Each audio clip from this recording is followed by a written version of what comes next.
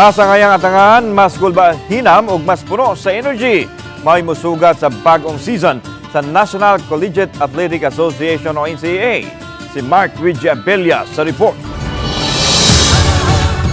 Angayon ng atangan ang pagbuka sa Season 100 sa National Collegiate Athletic Association o NCAA karong Setyembre 7.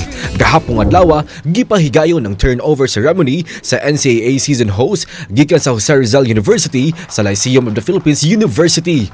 Gitambungan kini sa mga nagduma sa mga member school o ni GMA Integrated News Senior Vice President ug Head sa GMA Regional TV and Synergy nga si Oliver Victor B. Amoroso.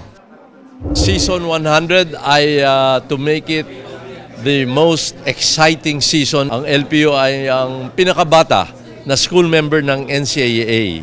Kaya kami will be looking up to our kuyas, the older members of the NCAA. Pinaagi sa NCAA Season 100, ablihan ni ini ang panghunahuna sa mga tinunan o sa publiko kabahin sa NCAA aron mas daghan ang maagni sa pagsaksi niini. Tungod kay karong tuiga, gisaulog man sa NCAA ang centennial anniversary nga adunay pinalahi nga kalingawan nga ipahigayon aron ipakita ang kaabunda sa tradisyon niini. Usa na niini ang pagpili sa usa ka gatos nga labing maayong mga atleta nga malakip sa 100 Legends NCAA Hall of Fame. Ilusad usab ang coffee table book o sa labing unang higayon, ipahigayon usab ang church run sa member school.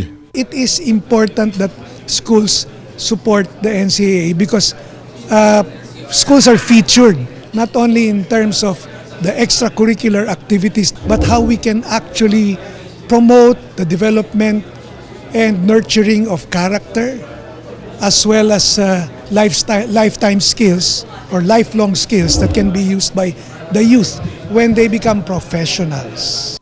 Gitunan usab ang pagdugang og mga sports events nga sa pagkakaron adunay 16.